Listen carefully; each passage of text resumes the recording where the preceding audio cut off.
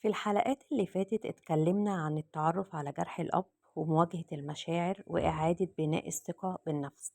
النهاردة هنكمل الرحلة وهنركز على خطوة أساسية، وهي بناء علاقات صحية بعد جرح الأب.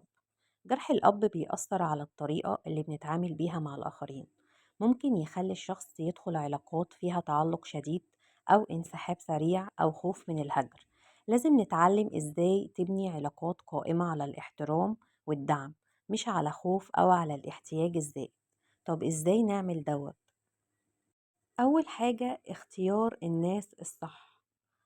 بتبدأ من اختيار أشخاص بيدعمونا وبيحترمونا، مش ناس بتكرر نفس الآلام اللي عشناه. تاني حاجة التواصل الواضح، بنتعلم نقول مشاعرنا واحتياجاتنا بشكل مباشر من غير خوف أو لوم. مثلا أنا محتاجة وقت أتكلم معاك، أو أنا بحس بالأمان لما بتسمعني. تالت حاجة وضع حدود صحية. العلاقات الصحية مش معناها إننا ندي كل حاجة من غير حدود. الحدود بيخلينا نحافظ على نفسنا ونمنع الاستغلال. رابع حاجة التوازن بين الأخذ والعطاء. العلاقة الصحية فيها تبادل، أنا بدعمك وإنت بتدعمني، مش طرف واحد دايما بيعطي والتاني لأ.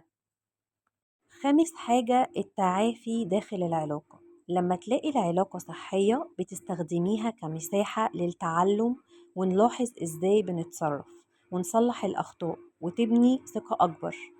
هحكي لكم مثال. في شاب كان دايما يدخل علاقات فيها تعلق شديد ويخاف يفقد الطرف التاني.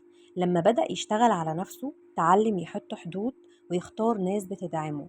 مع الوقت علاقاته بقت أهدى وأكتر استقرار، وده ساعد يتشافى من جرح الأب. بناء علاقات صحية مش بس بيشفي الجرح، لكنه كمان بيخلق حياة جديدة مليانة حب واحترام. وأنا هنا علشان أقولك إنك تستحقي علاقة صحية، وعلاقة فيها أمان ودعم متبادل. سؤال ليكي، لو هتبدأي علاقة جديدة النهاردة، إيه أول حد صحي هتحطيه علشان تحافظي على نفسك؟